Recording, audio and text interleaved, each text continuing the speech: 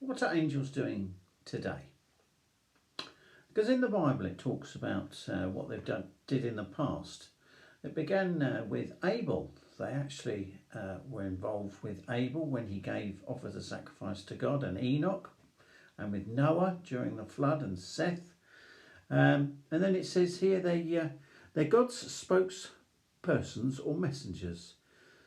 They're portrayed in the Bible as carrying out God's miraculous works. God sent an angel to bless Abraham and prevent him from sacrificing his son. An angel appeared to Moses in the burning bush. The prophet Isaiah was thrown into the pit of lions, where God sent his angel and shut the mouth of the lions. Also, Jacob had a dream about a ladder, and it says the ladder went into the heavens, or a stairway, and it said the angels were descending and ascending from it. So they're actively involved.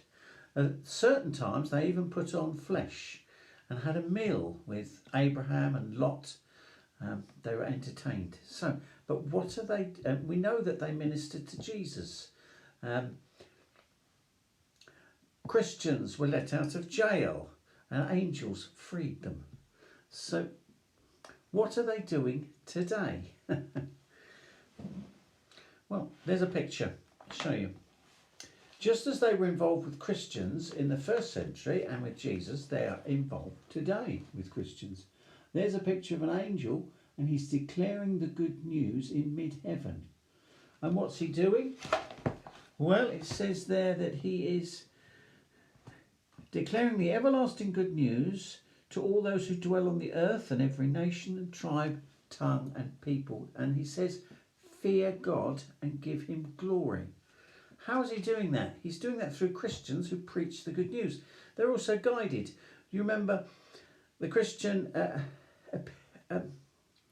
Philip, he was directed by an angel to preach to a man in a chariot. And Cornelius was not a Christian, and an angel spoke to him. So they're actively involved. There's another picture of them here.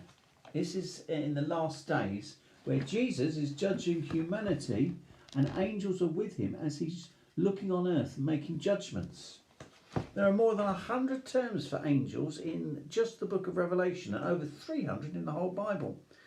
These angels, it talks about the angel for each congregation. So every church or congregation has an angel looking after it, and there's others helping. And so that's a marvellous. It says, who declared the good news to you with Holy Spirit sent from heaven. Into these very things the angels desired to peer.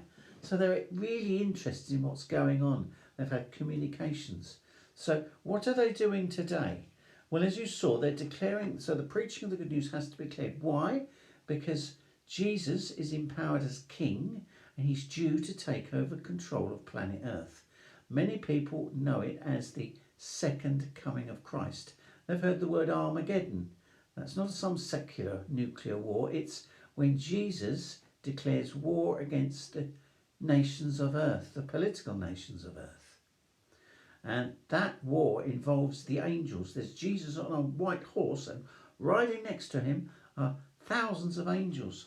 And here is a picture of them at the moment. See, when Jesus is anointed king, he's holding back the wrath of God, and there's the angels holding back the storms, winds of God. And can you see the planet Earth? There it is. They're holding that back. They're holding it back because the idea is to save humans, not destroy the people on Earth yet.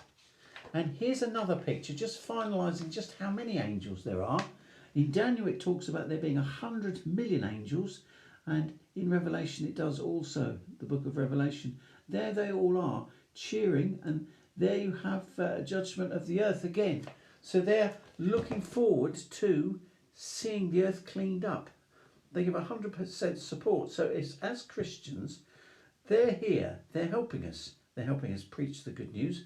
They're helping us in our personal lives. They're not, so we don't just have help of the Holy Spirit, we have the help of God's faithful, loyal, holy angels. And they're called mighty ones. That one was able to kill 185,000 people. So it shows they're very powerful. And Jesus did say when he was on earth, do you not know that I could summon 12 legions of angels? And a Roman legion was 12,000 strong, 12,000 men strong. So that just shows how much the angels are doing. But there are other angels that you need to also consider, and they are the millions of fallen angels. So the next video is, what are the fallen angels doing today? Because we need to be wary of them, because they are enemies, and how are they controlling things? So thank you very much, and take care, everybody.